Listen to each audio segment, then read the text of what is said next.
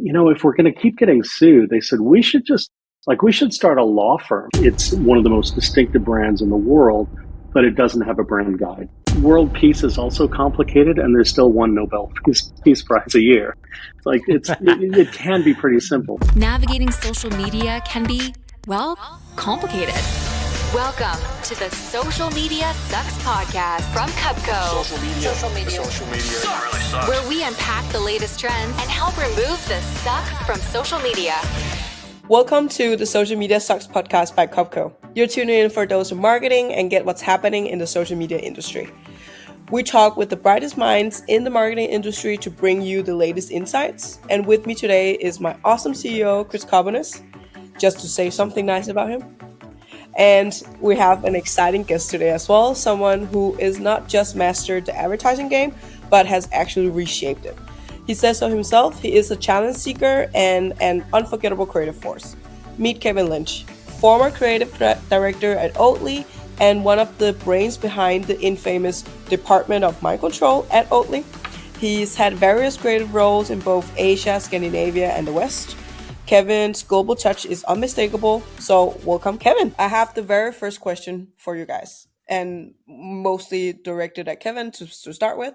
So at Oatly, can you share some key insights from your time spent at the company and how this rule-breaking mentality drove its social media strategy? Sure, thanks, and thank you for that glorious introduction. I think I think. Yeah, I think if you want to know kind of what kind of culture you're in terms of that mentality, like I always say, if you want to know how strong your company is, come up with a good idea and see kind of what happens around you. Does that kind of create energy? Do people around you go, okay, that's going to mess up our media plan, but let's see what else we can do. Hey, it might make a shift of budgets here and there, and might extend a timeline or what have you. Like, is there a problem solving mentality to go, this is a really cool idea, how do we bring it to life? Or is there, people constantly pointing out why something won't work, or hey, we haven't done it that way, or hey, that's changing the plan that we had. And I say that because at Oatly, my very first week, we were talking about a particular market in Europe, and the rumor was that we were going to get sued by the dairy industry. It happens on a pretty regular basis. They don't like it when Oatly says taglines like it's like milk but made for humans, and so we'll tend to get sued on a pretty regular basis. And as we're talking about an outdoor campaign in this one particular market, one of the creatives just threw out an idea of, if we're going to keep getting sued, they said we should start a law firm for us and for all the other plant-based companies, and just to have this representation going on in these different markets so that we can actually get some fairness and level the playing field a little bit with the dairy industry and the meat industry and what have you. And we spent the next 2 weeks, like, that's a completely different brief than what we entered that meeting for. But for the next 2 weeks, everyone was trying to problem solve and figure out, how can we start a law firm? And it went all the way to our lawyers themselves, and everyone was trying to figure it out. Ultimately, it would have meant that we would have to take on a huge chunk of liability for what that law firm did, and we ended up not doing it. But just in those 2 weeks, it really kind of shined how much that rule breaking mentality was alive and well at Oatly. Ultimately the mission of Oatly is about creating change, changing behavior. And anytime you do that, you're going to run into tension, and so the fact that, we had such a tolerance for tension, I think, really kind of helped, kind of throw out ideas that might not have flown anywhere else, and certainly wouldn't have gained the enthusiasm anywhere else that it did internally. So, yeah, I think ultimately Oatly spends a fraction of what the dairy industry spends. It needs to speak loudly when it does speak, and I think that spills over into social media strategy as well. It doesn't necessarily drive it, but I think from a social media standpoint, what you see oftentimes is kind of like one of our mantras at Oatly was, act like a human, not a brand. And so I think you see a lot of that in the social media strategy, in addition to kind of the rule breaking thing. Yeah, I love that. And I think, you're kind of spot on with you have to be uncomfortable a little bit. Like you have to, if it feels too easy, if it feels too comfortable, it probably won't break any rules. And it also allows, like, it sounds like you guys had a real ability to fail, I guess you could say, like, or to throw yourself out there and to potentially fail. That's where the best sort of creative ideas come from, is that sort of freedom to fail. And if you don't have that freedom, then, you know, you're just going to continue pushing towards the normal, whatever we can do. Like that's like every other brand, right? So it's a really interesting insight. Yeah, yeah. The freedom to failure. There's a couple of guiding principles that the company has, and freedom to failure is kind of embedded in different language in a couple of them, and it's absolutely true. You never worried about, you know, having some sort of adverse reaction somewhere along the way. It just you know that that's going to happen if you're asking people to change their behaviors. It kind of leads into the next question. I know it's a couple of ones down from this, but, you know, how important is it for the whole entire company to have that mentality, like from the C level, from even the board of directors, all the way down? And can you guys, can you retain that even as a company gets bigger? And I know you've had a lot of experience within different, you know, not just Oatly, but all sorts of creative companies. Have you seen it work in other companies, and what has been the, I guess, you know, what's the secret sauce at Oatly versus maybe what other companies have experienced trying to grow and also still be that rule breaker? Yeah, no, it's a definitely a huge challenge. I think that, to me, the thing that was really interesting was at Oatly, very first thing. So Tony Peterson came in as CEO, and I want to say 2012.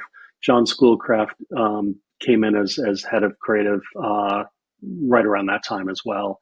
And those two had a terrific working relationship already, and personal relationship. And so there was this, you know, great sort of trust that was kind of embedded that I think really filters through the whole organization. But the very first thing that they did together was actually created what they called the Book of Change. Because Oatly had actually started in the mid 90s up in Lund, just north of Malmö here.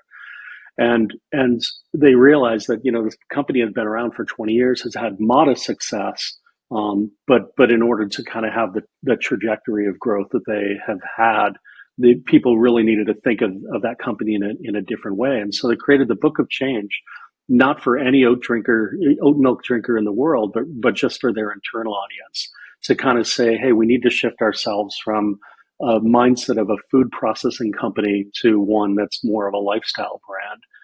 And I think that kind of showed the recognition of like just how important your internal audience is. Ultimately, I think the thing that's interesting is I think that book is a little bit of an anomaly. Oatly doesn't like to be overly prescriptive. Like, it's one of the most distinctive brands in the world, but it doesn't have a brand guide. Like, nothing is written down anywhere. I was sort of compared it to, it's like, you know, knowledge is passed down through the stories that, you know, told by the tribal elders, you know, but it really, they don't, you know, put up big mantras on the wall very often. And so I think as you grow, that those internal communications become even more important. And if you want people to think differently, they become that much more important.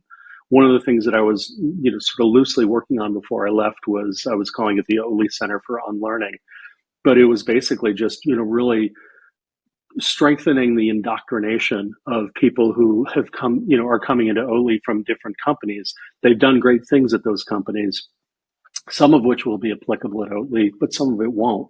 You know, that if we as a company had followed all the rules, we wouldn't be in the position where we are now. And so it's really kind of to respect what we do differently, and make sure that that's, you know, sort of well understood, and that people are really kind of pushing towards those same goals. So yeah, it's I love that unlearning thing, because it is, I mean, it's so true. Like, oftentimes when you hire people, or people come in, and usually you're hiring them to level up something, or to, you know, bring, obviously you want them to bring value, but at the same time, like, oftentimes we just sort of throw them into a role and say, okay, go do your thing. Like, we hired you for a specific reason. We assume you know what you're doing. But that doesn't always end up being the best thing, because oftentimes if your company is so different or is going down a different path, then that person's knowledge from another place is maybe not that applicable. They need to find a way to make it applicable for your company. And I think a lot of times people forget that those things need to happen, and you need to walk them through that. You need to have some expectation management, really set these goals, really set these sort of like, we need you to do this, and basically unlearn a little bit of that stuff that you've already learned. So it's a bit of a difficult one. And I think it's cool that you're actually sort of pinpointed that area that needs to be worked on with all companies. Yeah, and to me, the Oatly is so distinctive in that way. Like that, this isn't something that people are naturally going to pick up quite often. They will again bring the sort of best practices of their previous places there, and again, some of it applies, but a lot of it doesn't. It takes a really different mindset to sit in a meeting about an outdoor campaign and have the idea from that meeting be, let's go start a law firm, and you're totally cool with that. And so, yeah, I think that it takes a bit of training. There's nothing wrong with that, but yeah, I think you just have to be really intentional in your actions and communications. I think it demonstrates quite well this rule breaking mentality that you challenge kind of different areas within the company. I think speaking of this rule breaking mentality, can we talk a little bit about being brave and thinking out of the box within advertising? Can you share some examples of brand who have gained this edge through their advertising boldness? Yeah, I think that, I mean, I think the best boldness kind of comes more from a product or from a company rather than the advertising. I think, sometimes you'll see an interesting campaign, but it's a bit more of a blip on the radar. I love the brands that have kind of redefined those categories. Oatly is certainly one. You look at like Yeti, kind of redefining the whole cooler category, or even like small things. There's a company in New York called Shower Cap with a bunch of H's, that redefined shower caps, like just the most forgotten kind of item that you have in a bathroom, and made them like incredibly stylish. The material changed, like the habits of hair washing. They kind of looked at, and it's just I think yeah, to me, like going deeper than just the advertising, I think always makes for a more compelling story. I think it's hard not to mention Liquid Death here as well. That they were. I mean, the interesting thing there is, I mean, they were not the first water company to go, hey, let's have a more sustainable package. Let's put this in a recyclable aluminum can. There's a company in Chicago called Open Water that a few years earlier had done the same thing and had made sustainability kind of a core part of their message. And I think Liquid Death has basically said, hey, we're going to make entertainment our core message, and sustainability will be part of that. And that, I think that balance is pretty similar to what you'd find at Oatly, where you're going for eyeballs and sort of attention first, and then working in your more substantive message.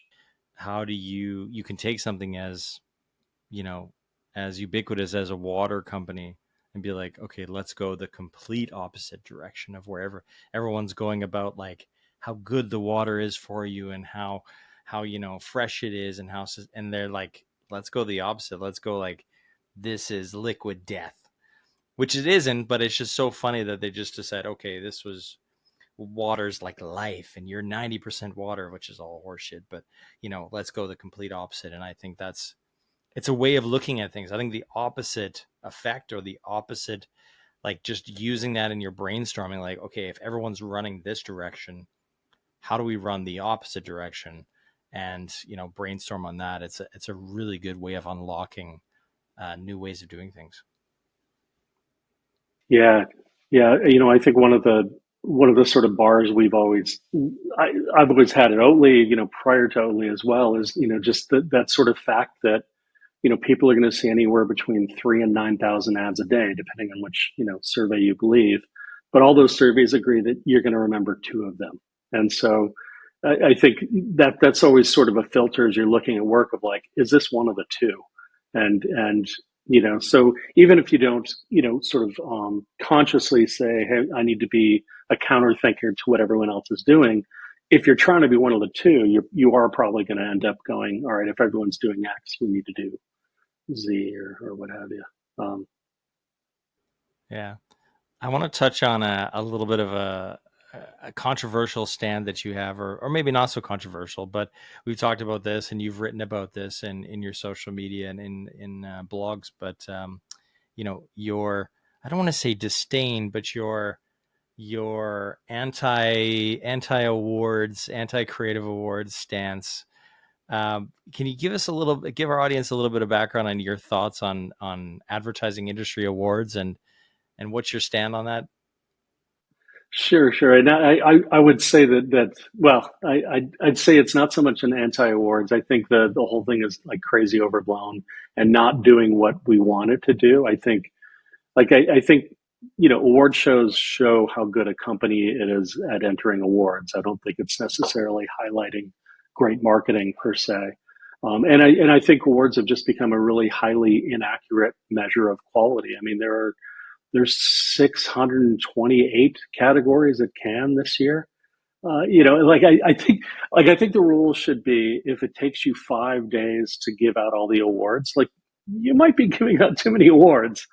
So I don't think I don't think it's the, I don't think it's the measure of quality that it used to be. I also don't think it's a differentiator. I mean, there's all these agencies in the world who are like, if we're going to win the most awards, then that's going to solidify your reputation. And it's just everyone's winning. Like everyone's got a huge list of awards that they won.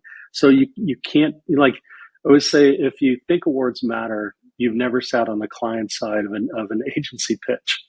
Everyone's singing the same song, and so the fact that people are putting that much value into it, it's just false. And so I wrote about it on LinkedIn primarily to just go, hey, just so you know, it's like it's setting off everyone's bullshit meters. If you want to keep doing it, knock yourself out.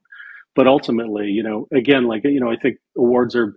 I think they used to put a spotlight on the most talented professionals that are in our industry. And I think now they put a spotlight on the people who care most about winning awards. And I think that's really different. Yeah.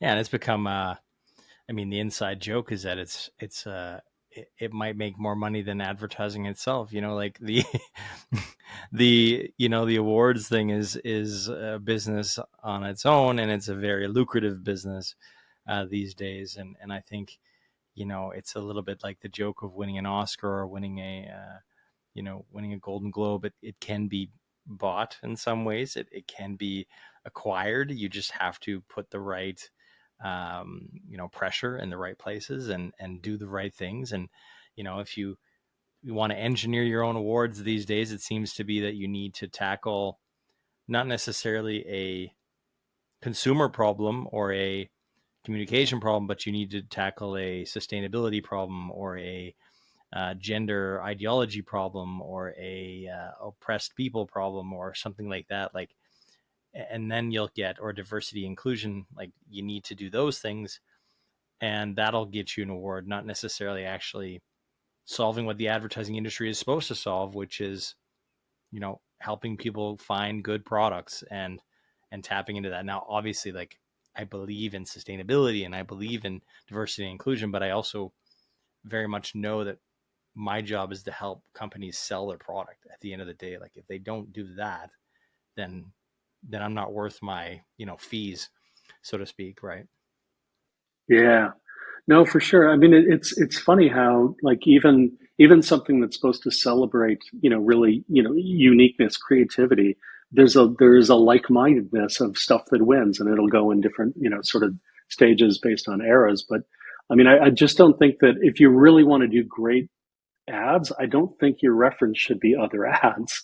It just feels really, it just feels like your whole frame of reference is wrong. And I would also, I mean, to me, I'm super passionate about great work. I just don't give a shit about awards, partly because awards don't make the work better. If awards made the work better, I'd be all over awards, but they don't. It's like they're really, awards are looking backward a year at what, what was. And I think I think when we are at our best in this industry, we're looking forward.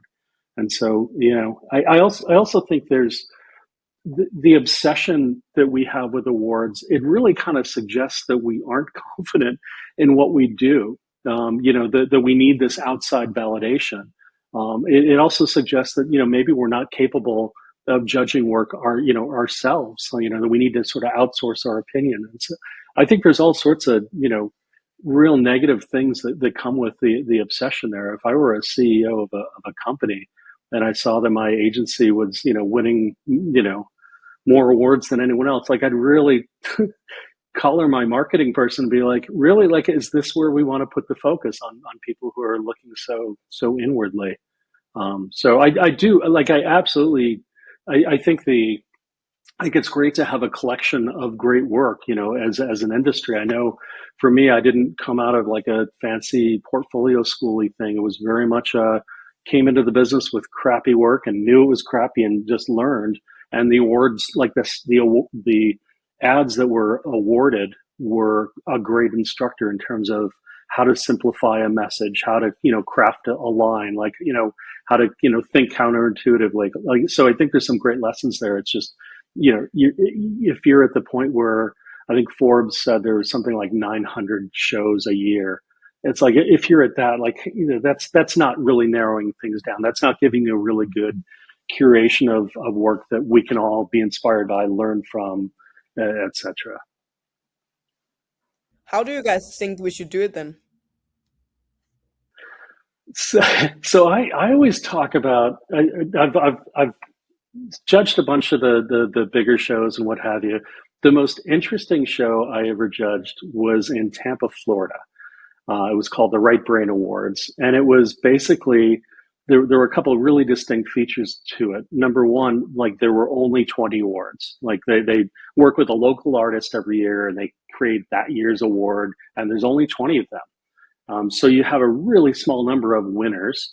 And then the second thing is there's no categories. And so as a judge, you walk in and they go, yeah, what makes you jealous? What makes you wish you would have done that?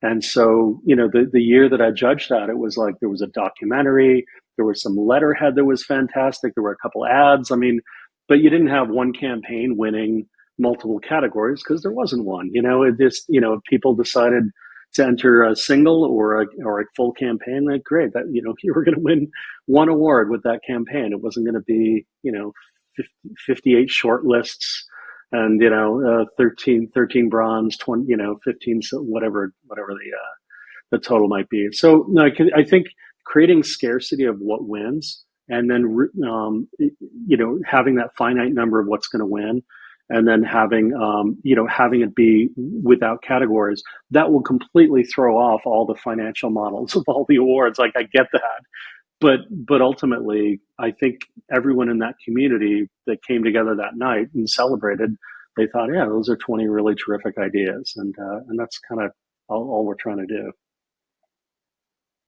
Yeah, I love that. I think it's a little bit like I look at the sports industry as a model. I mean, you have an MVP, you have a top scorer for the year, you might have a particular trophy for certain areas, but the NBA or the NFL, it's not a lot of trophies. It's and there's hundreds of players, but there's not that many to give out, and it's in specific areas like best defense, best offensive tackle, best, and that's it. Like it's not category upon category. And I think that's where we need to maybe shift it. I don't know if it can ever go backwards, because that's kind of where it was. Like, you'd had the Cleos and then you had the Lions, and that was it. And now we've sort of splintered off into all sorts of, places, and I think, and multiple categories per multiple campaigns, like copy, AD, just across the board, just too many awards. So I don't know if we can ever go back, but I definitely look at the sports industry as like a model for awarding the best of the best and just leaving it at that. But I don't think we'll ever get back there. Yeah, I look at like when you talk about the multiple categories, I always point out that, yes, advertising has a lot of different dimensions to it now, and I think it's become far more interesting because of it. but it's like, world peace is also complicated, and there's still one Nobel Peace Prize a year. It's like it can be pretty simple, or you look at the Academy Awards, and it's like there's no. You look at the Academy Awards, there's no short list. There's no like, yeah, we liked this, but it's like, hey, here's your finalist, here's your winner. One winner, like whatever, the 5 to 10 finalists, like done. Like there's nothing wrong with that. So I don't know. Maybe it feels like it's backwards, but I think collectively, if agencies or brands can say, let's support one international show, one national show, and one regional or local show, I can just be done with it. Like stop being so award centric, because again, I think it changes behavior. Like it really changes conversation within your agency, and you stop worrying about what's going to be right for that brand, and you start worrying about what's going to show up well in a case history video. It genuinely happens on a regular basis, and I don't understand why clients would ever put up with that, but they do.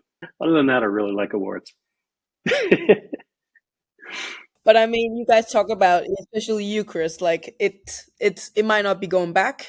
So I want to just keep on that pace, and let's talk about things not going back, because with social media and shifting creativity and fast production nowadays, how do you guys imagine like social media managers can benefit from, switching up their practices that go against this conventional expectation nowadays? I'm going to leave that one to Kevin. I thought you were going to take it. I'm like, oh, thank God, Chris is going to do this one. No, okay, I'll get us started. I'll get us. It is a hard one. But let's like, okay, so you're talking about like the speed at which content and creation is sort of happening nowadays, and how do we exactly demand balance, right? like the demand for content and the demand, and how do you keep up with that demand while still being creative? I think that's the golden ticket, right? Like if you can do that, I think I'm not say I would say like volume isn't necessarily key, but I think that a lot of brands are focused on volume now. Like how do we fill up all of these channels, like Instagram, TikTok, YouTube, LinkedIn? Like how do we actually fill up these channels with enough good content? And I think if you've got a core spirit of your brand and you've got a really good story to tell, I think it gets easier because you have that sort of guiding light, and you can kind of figure out what do you do per it. And I think also, if you also realize that creativity isn't necessarily about production value, creativity can be simply a great tweet that just hits home. Like could be done very, very easily. Like I really like the WWF's response to the Twitter changing to X, and them just really, they understand their audience. They understand, I don't know if you saw that, Kevin, but they just basically did the evolution of the Twitter logo, and then of course the X at the end, and they're basically saying, protect our wildlife, don't let them go extinct, right? So it really and it's such a small idea, but just executed extremely cheap, pretty easy. And it's just like, if they understand their core audience, they understand their brand, they understand like the language that they can use.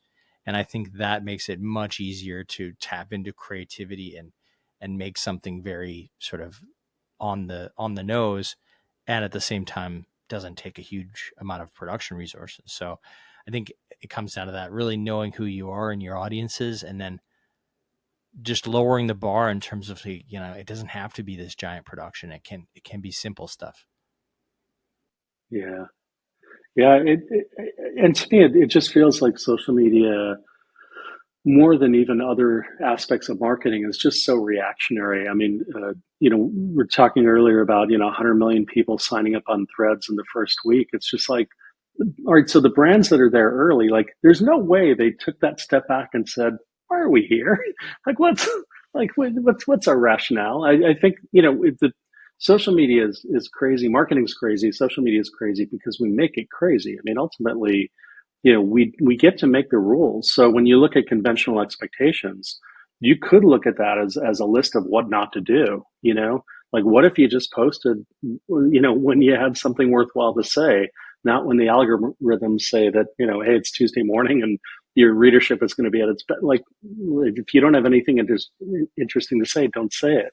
Or what if your account wasn't, all about growth? It was about, just being for your biggest advocates, and you don't care if that's, just a few thousand people. It's like, how are you going to engage them and let them be your sort of amplifier? Or, I think it just kind of goes back to goals. It's like if your goals are to increase engagement rates, you end up with posts that are like, what do you think? Or tag your bestie. Like it's these bullshitty sorts of things. But I think if your goal is more aspiring, like at Liquid Death, they talk about, every time we release something, we want to own the internet that day. It's like, cool. All right. So that means they're, who knows how often they're going to post, but it also gives them a lot of sort of creative freedom to go, how are you going to own the internet that day? Because that can happen in a bunch of different ways. At Oatly, at least part of our social strategy was, acting like a human, not a company. And that can kind of come to life in social as well. And so I think you can kind of set these goals to guide you to more interesting behavior that, again, like if you're under pressure of, posting a certain amount of times, it's because you put yourself under that pressure. If you back up and go, here's our goal, and the goal might be, what, we need to post every day a couple times, and then you come up with a creative platform that allows you to do that.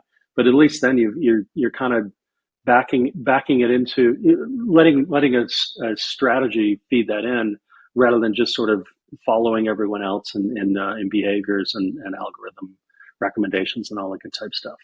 Does that make sense? I love that. Yeah, it makes total sense. I love that. Own the internet for a day. Like, and that's all you kind of get, right? Like everyone's mind will be on something else, but if you can own it for a day, then you're doing something special. And I think that's a good goal to get to, right? It's awesome. Yeah. So speaking of this, owning social, I know that Oatly's Instagram strategy is also it's having these lengthy captions. Can you elaborate a little bit on the impact of this unconventional approach on engagement? Yeah, I think the interesting thing about Oatly is, like, the voice, I always say the voice, it's not a brand voice, it's a company voice, that there's an authenticity kind of baked in there. And as part of that voice, it is very much a kind of, counter thinking of what everyone else is doing. And so you look at something like Instagram, that's kind of easy. It's a visual platform, so we're going to just use our words. And so having that, having that, ultimately, if you're going to get noticed, it's because you're breaking a law. You're breaking something that you're not supposed to do. And so with an Instagram long caption, you go, yeah, cool. That was easy. Off you go. I think it's harder when you get to like a TikTok where, there's no clarity of expectations. There's different lengths happening. There's different production values happening, different messaging. There's a lot of, it's kind of hard to pick a counter when there's no clear momentum going one particular way. But yeah, I mean, ultimately the lens is to get noticed, and how are you going to get noticed if you're following the rules? It's that much harder. So yeah, we always look for, what is that opportunity to kind of, go the unexpected route. It could be a big full strategy of, we're going to do lengthy captions. There could be some smaller things and executional things. I know in TikTok we've done some kind of longer form things as well, knowing that the vast majority of those are shorter. Yeah, I was just going to say that you guys did like a 10-minute or 9 minutes. Like that's where everyone's saying, hey, go short, go 15 seconds. You guys are like, okay, screw that. We're going to do 10 minutes. Let's push it to the limit here. And go. Yeah. So I think it's a good observation, like across the board. Like you don't get noticed unless you break the law. So go break the law. Now, I'm not giving our listeners the carte blanche to go murder people or steal something. Don't break the actual laws, I guess, but go break the laws of the internet and go see how that sort of works for you. Because I think you find that it does end up in your favor, and you'd end up building a better brand. Now, obviously, if your brand is about that, like if your brand is you're a conservative plumbing firm, out of Arkansas, maybe it's not going to work for you. But, if you are trying to have that brand voice and that company voice, as you said, then certainly like that's an approach. Yeah, for sure. I mean, God, Go ahead, Yu. yeah. Yeah, the it's always a pain in the ass, right? These video calls, because it's always like you're talking over each other. It's like it's so much better in person. Like we know this, but hey, it's always we got to work on how do we get over that hump. Someone's got to invent something to get, maybe as the internet gets better, as the fiber internet. But I mean, we are lacking. We're towards the end, and I also want to ask you guys, as marketing experts, and could you guys share? And we talked a lot about this topic, so I think it would be nice for listeners to hear you share some unconventional advice or some core principles that you believe that all marketers should embrace in order to excel. Use AI. That's the only advice I have. No, I'm kidding. Your advice is being taken by a lot of people.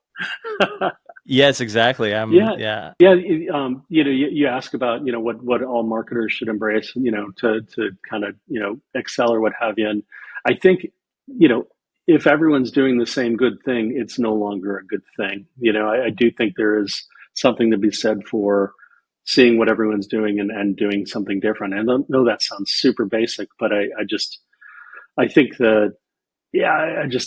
I think it's the easiest way to kind of get attention. But I think just in terms of core principles, to me the biggest mistake that brands make is that they care about themselves more than they do about their audience. And I think the more any sort of channels in marketing you can put your audience first, you're going to excel. I mean, I think part of Oatly's success has been that it's kind of grown out of your disinterest of reading their ads.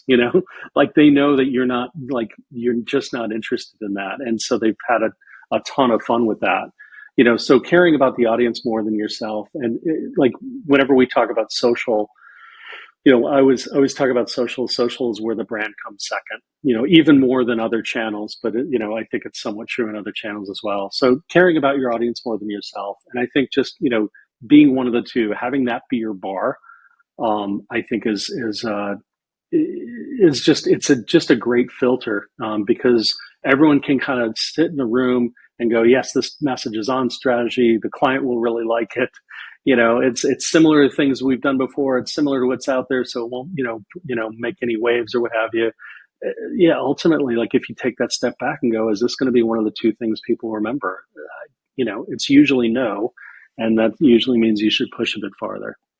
And I think that the last thing I think is just in terms of if you're not doing work that is going to help you excel as much as possible, it's usually maybe the problem is baked into your approval process, both internally and with clients. I think one of the biggest things that Oatly has really propelled Oatly is a great trust between the C-level and the Oatly Department of Mind Control, the folks who are doing the marketing. The fact that there's a trust there, and they're counting on the marketing people to do marketing stuff well, has just been a huge asset for the brand. I love that. Yeah, trust is key. That's a good note to land on. So, Kevin, we really appreciate your time today. It's been fantastic talking with you, talking some inside baseball on the industry and, of course, your time at Oatly. And we'll be following your journey and seeing where you're ending up next. But thank you so much for joining us. And thank you, guests, for listening in. We hope it's been informative, hope it's been inspiring. And remember to like, subscribe, hit the notification bell twice, maybe 3 times. I don't know what you have to do these days, but just hit all the buttons. Just, when you get into an elevator, that's what you got to do on social these days. So do those things. And we'll see you guys in the next one. Thank you for joining. Thank you, guys.